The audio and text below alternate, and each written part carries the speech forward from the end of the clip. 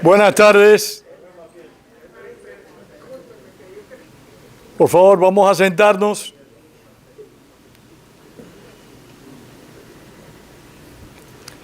Esto va a ser un acto sumamente breve. Y lo vamos a hacer porque consideramos que es importante que recordemos que un día como hoy, hace 49 años, murió en huelga de hambre Pedro Luis Boitel, un líder estudiantil cubano, un joven que, como tantos otros, la dictadura de los hermanos Castro destrozó en vida, pero también los ha llevado a la posteridad. Boitel es de esos paradigmas de la nación cubana de mañana. Este documental lo hizo Daniel Urdanibia hace aproximadamente 14 o 15 años, no recuerdo bien, con la intención de rendirle tributo a la memoria de este destacado luchador por la libertad, que enfrentó al régimen de Batista y enfrentó también al régimen de Fidel Castro. Con una particularidad, cuando cayó a prisión, demostró que aún en la prisión se podía luchar, que la prisión no era un almacén de hombres y mujeres con los brazos cruzados, postrados. No. Él siguió luchando. Y eso lo testimonian testimonios, perdonen la reiteración, de muchos compañeros de presidio. Daniel Urdanibia hizo este documental y nos quiso mandar un mensaje que nos va a leer la señora Carmen Gómez de Toro. Es muy breve.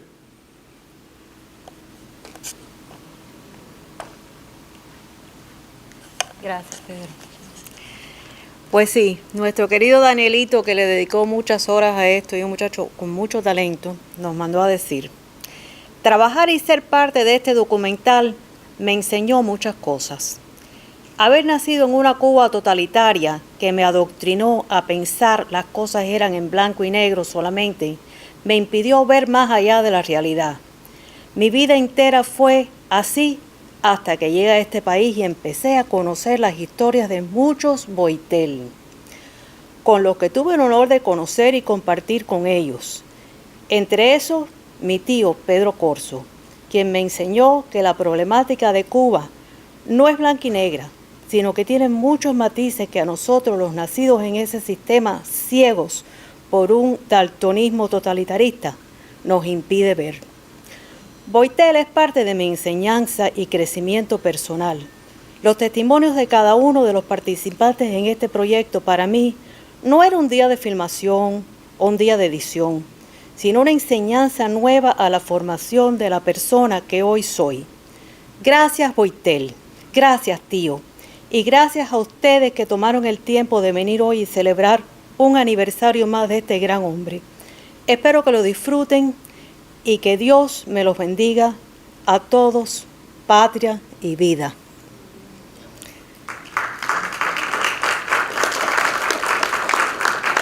Al final vamos a tener afuera los documentales. Si alguien quiere comprarlos, pues con mucho gusto ahí estarán.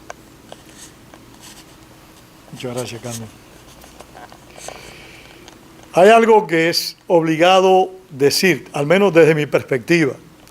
Cuando nos reunimos para preparar esta presentación, el Directorio Democrático Cubano, plantado hasta la libertad de Cuba, y el Instituto de la Memoria Histórica Cubana contra el Totalitarismo, lo hicimos con el afán de evocar la memoria de Boitel, pero también de demostrar que la lucha que empezó hace 62 años continúa sin cesar. Vamos a escuchar a Ramiro Gómez Barrueco, que compartió en Boitel presidio. Ramiro es director de la Memoria Histórica. Ramiro.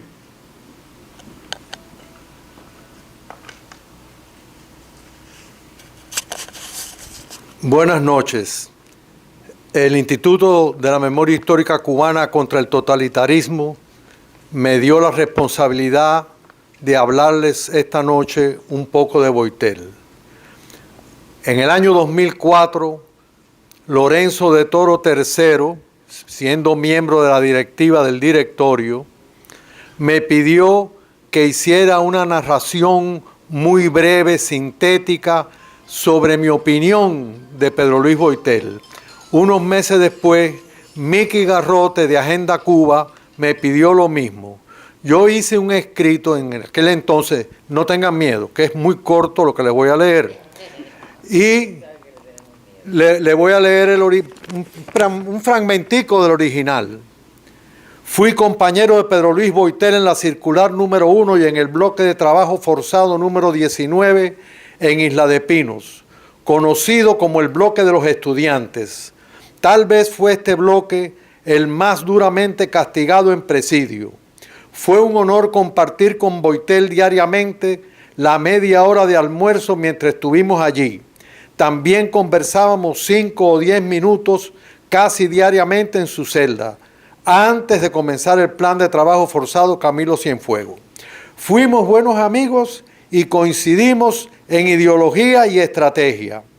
Toda la fortaleza que le faltaba a su físico, porque era muy delgado, le sobraba a su espíritu y a sus pantalones. Energía, inteligencia, decisión y firmeza estaban integradas a sus convicciones cristianas. Estas cualidades los impulsaban siempre, con nobleza, a combatir radicalmente cualquier injusticia, especialmente cuando estas injusticias afectaban la república libre, soberana, independiente y democrática con la cual todos soñamos. Político hábil, pese a su rigidez ética. Personalidad magnética, pese a su estilo hiriente. Capaz de mover montañas desde el fondo de un pantano. Fue un líder indiscutible. La historia lo demuestra, pues aún lo sigue siendo. Yo les voy a hablar un poco ahora, no mucho, sobre la vida de Boitel y luego la vida heroica de un hombre de acción. Luego vendrá Maqueca, que les hablará del martirologio de ese hombre de acción, un martirologio aún más heroico, y de su muerte. Boitel era de origen humilde, perdió a su padre siendo un adolescente, se dedicó a estudiar radiodifusión para obtener algún dinero que le produjera para mantener a su madre. Llegó a ser un líder sindical en la CMQ posteriormente. Él estuvo combatiendo a la dictadura de Fulgencio Batista y en la huelga de abril se manifestó mucho y el movimiento lo mandó hacia Venezuela, donde también empezó a trabajar la radiodifusión, pero parece que las ideas no le gustaron a la jefatura máxima del movimiento 26 de julio y lo mandó a callar. Pero Boitel no se calló y siguió con su proyecto. Esto lo dejó marcado para toda la vida. Por eso cuando trató de ser presidente de la FEU, al triunfar la revolución, entró Raúl Castro a la universidad armado con varios compañeros, violando la autonomía universitaria por primera vez, la discutible positiva o negativa, pero la violaron. Cuando esto sucedió, Raúl Castro apoyó a Cubela, que era un comandante de la revolución, pero que no era del movimiento 26 de julio. Boitel enseguida comenzó a conspirar, se dio cuenta que había una traición en la democracia, que la revolución era una falsedad, y empezó a conspirar en un movimiento llamado Recuperación Revolucionaria. Ahí cayó preso, fue condenado a 10 años, lo mandaron a Isla de Pino a la circular número 4, donde protagonizó una huelga fantástica que llegó hasta casi la Ciguanea, pero la persona que tenía que ayudarlo ahí en ese lugar no fue. En definitiva, lo metieron en los pabellones de castigo, lo torturaron, lo golpearon salvajemente y cuando salió de allí lo metieron en la circular número 1. En la circular número 1 yo era compañero de Eraice Martínez, de Nicolás Pérez Díaz Argüelles, y ellos dos y yo éramos muy amigos de los dos grandes amigos que yo le conocí a Boitel, Cheo Guerra y Manuel Villanueva, el autor del himno La Montaña. Ahí cuando llegó Boitel, pues lógicamente, porque teníamos conversaciones, ellos todos los 5 éramos del directorio, nos reuníamos en la celda nuestra y a discutir de todos los asuntos. Ahí llegó Boitel y lógicamente se fue a reunir con nosotros, con sus dos amigos, y allí charlábamos. Ahí todo ese grupo era nacionalista democrático, todo ese grupo era radicalmente intransigente contra la tiranía comunista, todo ese grupo se manifestaba a favor de la libertad, todo ese grupo dudaba del Vaticano, dudaba del gobierno norteamericano, pero todos éramos simpatizantes del capitalismo y todos éramos católicos. Boitel era el más católico practicante de todos nosotros. En esas condiciones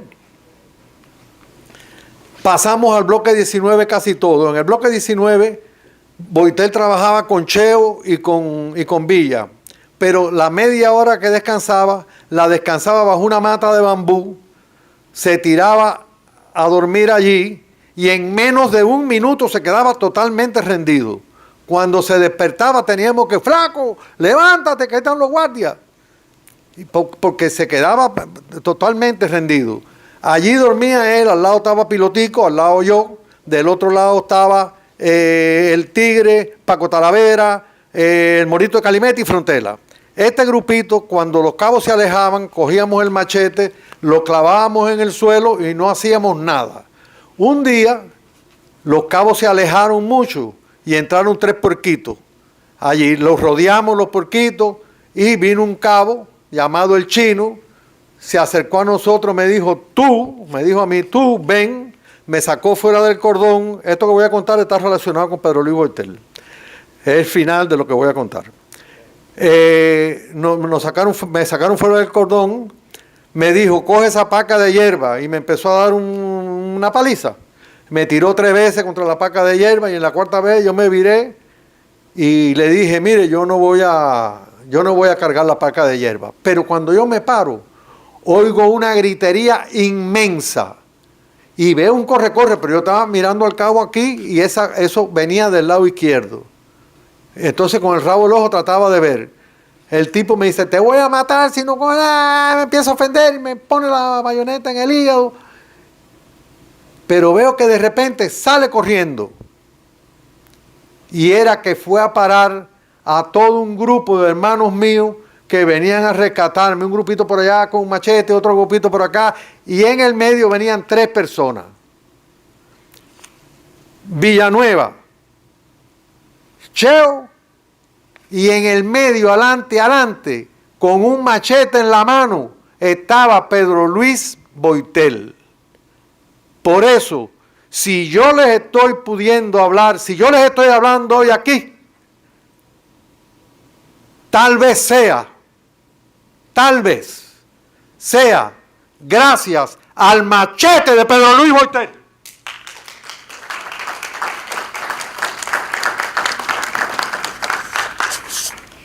Muchísimas gracias, Manino.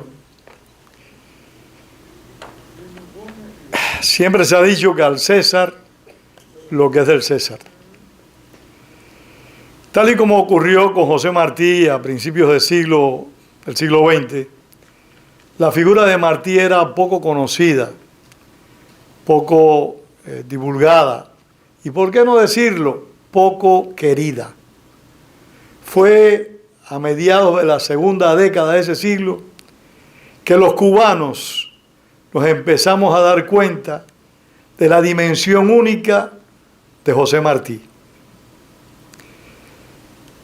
Hace muchos años, un compañero nuestro propuso crear una orden con el nombre de Pedro Luis Boitel en Venezuela, y otro compañero nuestro salió diciendo que no, que Pedro Luis no tenía méritos para eso. Es el cuento del cangrejo, el cuento del cangrejo, de que no dejan al cangrejo que salga del recipiente que lo contiene. Pero aquí en el exilio, específicamente en Estados Unidos, hubo una organización que rescató para todos nosotros la figura de Pedro Luis Boitel, y fue el Directorio Democrático Cubano.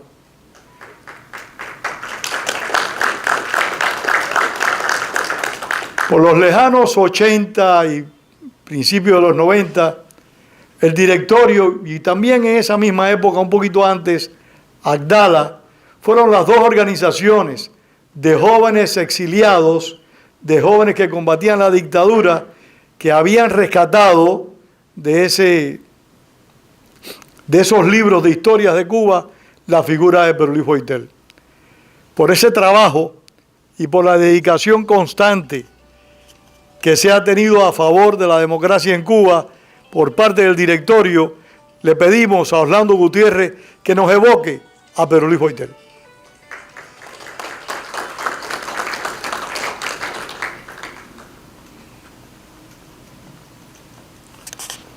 Yo le doy las gracias a Pedro por lo que ha dicho el directorio, pero en realidad lo que pasó con el directorio Boitel es natural. Es natural porque el exilio no olvidó a Boitel. Desde la famosa entrevista de Tomás Regalado con Clara Abraham, que todos recordamos salió por aquí, por la RHC, que escuchamos a Clara hablando como había ido al cementerio a intentar estar ahí cuando enterraran a Pedro Luis Boitel. Desde esa entrevista el exilio se movilizó por este hombre, este líder, que representó los mejores ideales de nuestro pueblo. Y surgieron organizaciones como el Comité Pedro Luis Boitel, que se dedicó a difundir la cuestión de derechos humanos en Cuba, hizo un trabajo excelente en los años 70 por el nombre de Boitel. Como dijo Pedro, la agrupación Abdala, la Federación de Estudiantes Cubanos de aquella época, insistían en el ejemplo que Boitel había dado en el mundo. Surgió también una organización llamada Comando Pedro Luis Boitel, que golpeó al régimen ya de otra manera, pero también con el nombre de Boitel. Así que Boitel, y todos recordamos las marchas aquellas con Clara Abraham, ahí caminando, dándonos un ejemplo a todos nosotros de lo que era nuestro pueblo, nuestra identidad, nuestra obligación de luchar por la libertad. Entonces yo no tengo, es decir, aprendimos de Boitel porque nos lo enseñaron, nos dieron el ejemplo de Boitel. Y es natural que sigamos con ese ejemplo. Yo creo que lo importante, lo que hay que destacar, porque para mí sobresalta en todo, es como el nombre de Boitel se ha mantenido vivo dentro de Cuba. Eso para mí es un hecho contundente. Que de pronto a este hombre que lo han borrado de la historia de Cuba, que han eliminado las fotos de él de lugares clave, porque lo hacen, como ustedes saben, mejor que yo, a este hombre que le hicieron una campaña para destruirlo moralmente, ¿se acuerdan la campañita en contra de Boitel? No han podido matarlo. Y dentro de Cuba, de voz en voz, se ha ido regando la leyenda y el ejemplo de Boitel. Año tras año va un grupo de cubanos a la tumba de Boitel que no tiene nombre a recordar a Boitel. Hubo un grupo de jóvenes presos políticos, y aquí está Antúnez, que es uno de ellos, que en la prisión revivieron el nombre de Boitel. Cuando yo conocí a Berta y conocí a los demás, dicen, ¿cómo se enteraron del nombre? Dicen, nosotros presos no estuvieron hablando de Boitel. Creo que Antúnez me dijo que presos comunes le hablaban de Boitel, del ejemplo que dio Boitel. Y dentro de Cuba tenemos que el principal símbolo, la principal figura de la resistencia es Pedro Luis Boitel. Eso para mí habla mucho de nosotros como pueblo, de nosotros como nación. Y ese pueblo al que tanto amó Pedro Luis Boitel, al cual se entregó porque era hijo de esa nación, le ha devuelto eso. Le ha devuelto a su amor, haciendo su memoria permanente a pesar de la censura y a pesar de la represión. Por eso el ejemplo de Boitel sigue vivo. Es una memoria viviente dentro de Cuba, porque los cubanos en la isla no lo dejan morir. Acabamos en Cuba desde hace ya muchos años tienen la jornada Boitel, que ahora se llama la jornada Boitel Zapata, por Orlando Zapata Tamayo, que también hablaba mucho de Boitel. Y todos los años, del 13 al 25, a pesar de los arrestos, a pesar de la represión, hace una serie de actividades desde el nacimiento de Boitel hasta su muerte. Y creo que ese es el mejor elogio a este hombre. Y quiero terminar, me viene a la mente una canción sobre otro líder estudiantil muerto luchando por la justicia, pero se aplica a Boitel. Y esa canción dice que una llama se convierte en un fuego y ese fuego ilumina el horizonte por generaciones por venir. Y creo que eso es lo que Boitel representa al museo. Gracias, Pedro, por esta oportunidad. Muchas gracias. Muy apropiado lo que ha hecho Orlando al recordar a Antúnez, desde la ergástula castrista.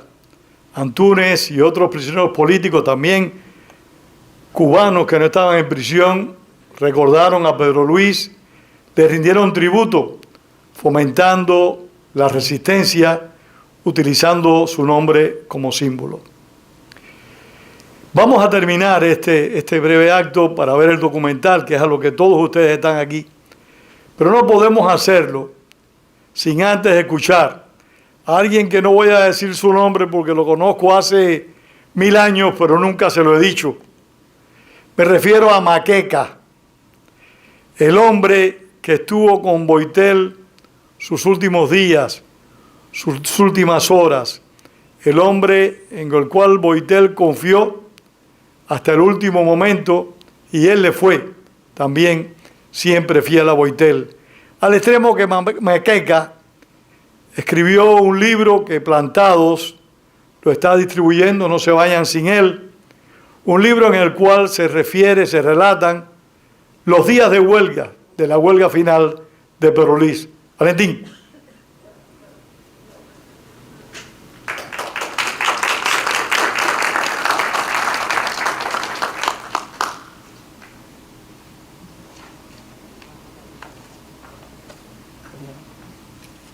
¿Cómo estamos?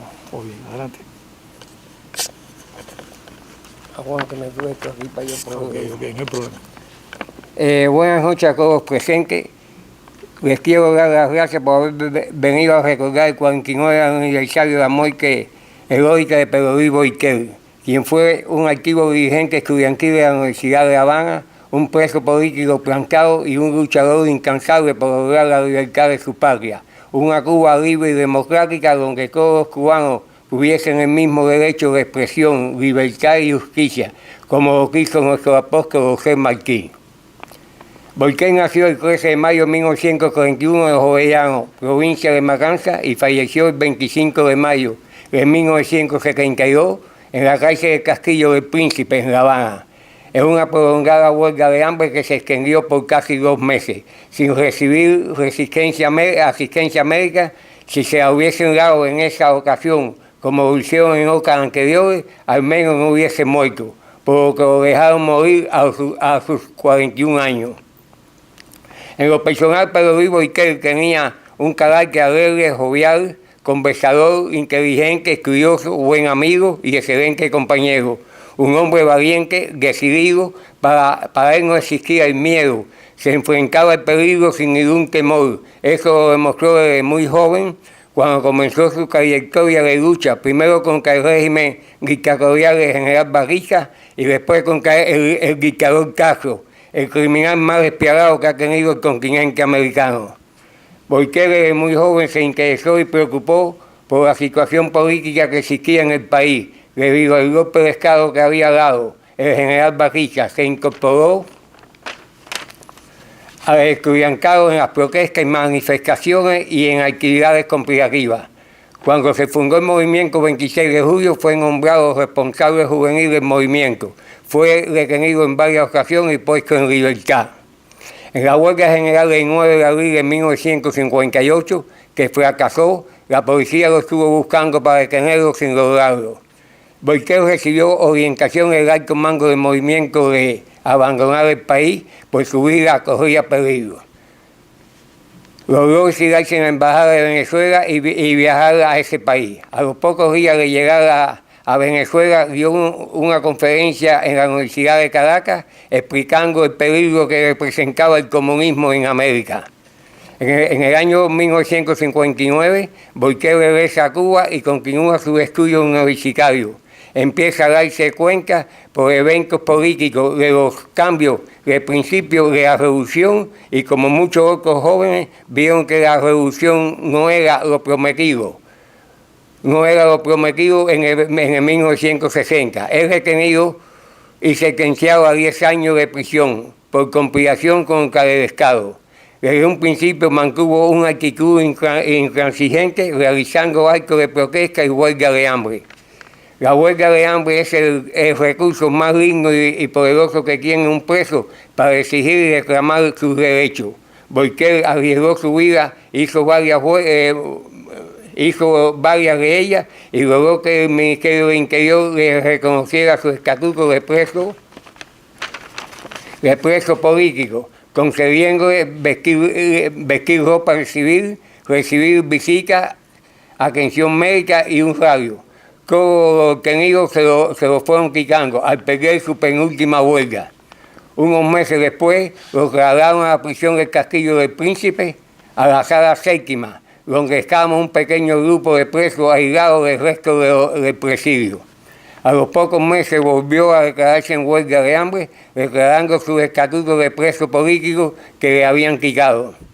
Me acuerdo cuando Boiquel me hablaba de la Universidad de La Habana, se le notaba en sus ojos un brillo de alegría y felicidad. Consideraba que la universidad era su segundo hogar y que los mejores tiempos de su juventud los pasó en ella. Boiquel era un hombre de principio y de gran sentimiento humano. No admitía abuso ni la injusticia. Cuando algún compañero tenía un problema, ayudaba a lo que podía sin ver a qué organización o grupo perteneciera. Siempre tenía una gran preocupación por saber la situación de sus compañeros presos y presas que estaban en otras prisiones, principalmente los que estaban en la cárcel de Boniato, capeados, sin visitas, sin asistencia médica, con pésima alimentación y recibiendo golpeaduras a diario. Se preocupaba por las presas políticas, mujeres que llevaban más de una década en condiciones inhumanas, golpeadas y torturadas, solo por no renunciar a sus principios. Junto al gran amor que sentía por su patria, Pedro amaba con pasión y devoción a su mamá, a su madre. En muchas ocasiones me decía: ella se ha pasado muchos años sufriendo por mis actividades conspirativas, detenciones y encarcelamiento. Siempre ha tenido que cargar con mi cruz. No ha salido de un sufrimiento para entrar en otro. Ella es lo que más quiero en el mundo. Yo, para consolar su dolor, le decía: todas las madres sufren por sus hijos. Mira, mi mamá se ha ido consumiendo en estos años, llevando el pesar y la tristeza de tener dos de sus hijos presos, Rey, mi hermano, y yo. Cuando Boiquel me dijo que se había declarado en huelga de hambre, nunca pensé que fuera a morirse en la misma. En una conversación con él, cuando llevaba mes y medio en ayuno, le dije: acuérdate que ellos tienen la fuerza y el poder. Sí, me respondió, ellos tendrán la fuerza bruta, pero yo tengo la fuerza moral y el coraje de enfrentarme a ellos. Maqueca, no pretendo la muerte, pero no la rehuyo. En los últimos días de la huelga fueron los más tristes y dolorosos que tuve en mis largos años de presidio, al ver a un ser humano, al compañero, al amigo, al hermano de cautiverio. Hice consumiendo lentamente sin poder resistir más. Le dije: Boiquel, ¿no comprende que Fidel quiere asesinarte para salir de ti y tu rebeldía?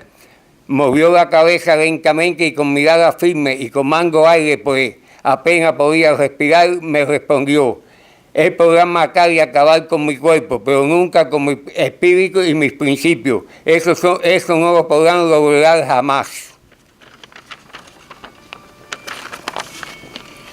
Descansó unos segundos, pues estaba muy débil. No tengo miedo a la muerte. Así era Boiquel. Boiquel murió como mueren los valientes frente al enemigo. Su muerte será siempre un faro de vida para los cubanos que aman la libertad. Cuando su vida se apagaba día a día frente a mis ojos, cuando escribía cada momento de su sufrimiento en los días de su huelga, estaba viendo con admiración a un joven luchador por sus principios. Un hombre que cuando su vida se apagaba, su nombre y su ejemplo quedaban para las nuevas generaciones. En los tiempos actuales, cuando un preso político disidente o se declaran en huelga de hambre, en cada uno de ellos veo la llama que encendió Boitel y otros compañeros del presidio, donde solo tienen la huelga como vía para poder exigir sus derechos y lograr la libertad del pueblo de Cuba. Mi admiración y respeto para ellos. Boitel, hermano, siempre que recuerdo con admiración, respeto y cariño, que Dios te tenga en la gloria. Gracias. No quise hablar de la huelga porque en el libro que van a tener van a ver todos los hechos como fueron. Bueno, Gracias, Maqueta. gracias aquí. Bueno, muchísimas gracias a los oradores. Vamos a ver el documental del realizador Daniel Urdanibia. Gracias.